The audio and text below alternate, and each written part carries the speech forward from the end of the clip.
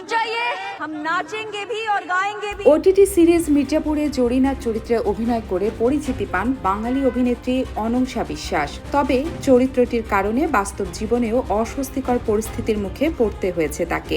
সম্প্রতি এক সাক্ষাৎকারে অভিনেত্রী জানান, সিরিজটির প্রথম সিজন মুক্তির পর তার ইনবক্সে আসতে থাকে একের পর এক অশালীন প্রস্তাব ও আপত্তিকর বার্তা।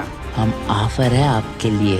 2018 সালে মুক্তি পায় মির্জাপুর ওয়েব সিরিজ। এতে অনংসাকে ধূসর একটি চরিত্রে দেখা যায়, যে রাজনৈতিক দুনিয়ায় নিজের অবস্থান পোক্ত করতে তার শারীরিক আবেদনকে কাজে লাগান। এরপর থেকে দর্শক নজরে চলে আসেন বাঙালি এই অভিনেত্রী। সম্প্রতি এক সাক্ষাৎকারে সেই অভিজ্ঞতার কথা তুলে ধরে অনংসা জানান, মির্জাপুরে প্রথম মৌসুম মুক্তির পর তার জীবন অনেকটাই বদলে যায়। সামাজিক যোগাযোগ মাধ্যমের ইনবক্স থেকে শুরু করে ইমেল ও ফোন সব জায়গাতেই আসতে থাকে কুরুচিকর বার্তা।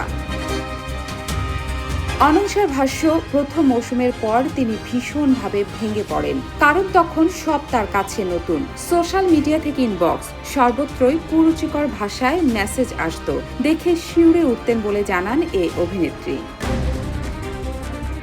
এসব বার্তায় মানসিকভাবে বিপর্যস্ত হয়ে পড়েছিলেন অভিনেত্রী জানান, অভিনয়কে তিনি বরাবরই অত্যন্ত গুরুত্ব দিয়ে দেখেন, তাই পর্দায় একটি চরিত্রকে কেন্দ্র করে বাস্তব জীবনে এমন মন্তব্য ও প্রস্তাব পাওয়াটা তার কাছে ছিল হতাশাজনক। তার দাবি, এখনো মাঝে মধ্যেই ইনবক্সে আসে একই ধরনের বার্তা।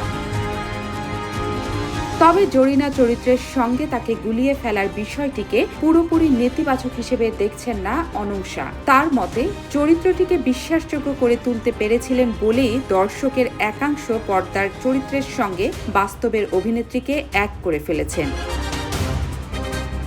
এটিভি ইউএসএ বিনোদন ডেস্ক। এটিভি ইউএসএ, বিশ্বজুড়ে বাঙালিয়ানা।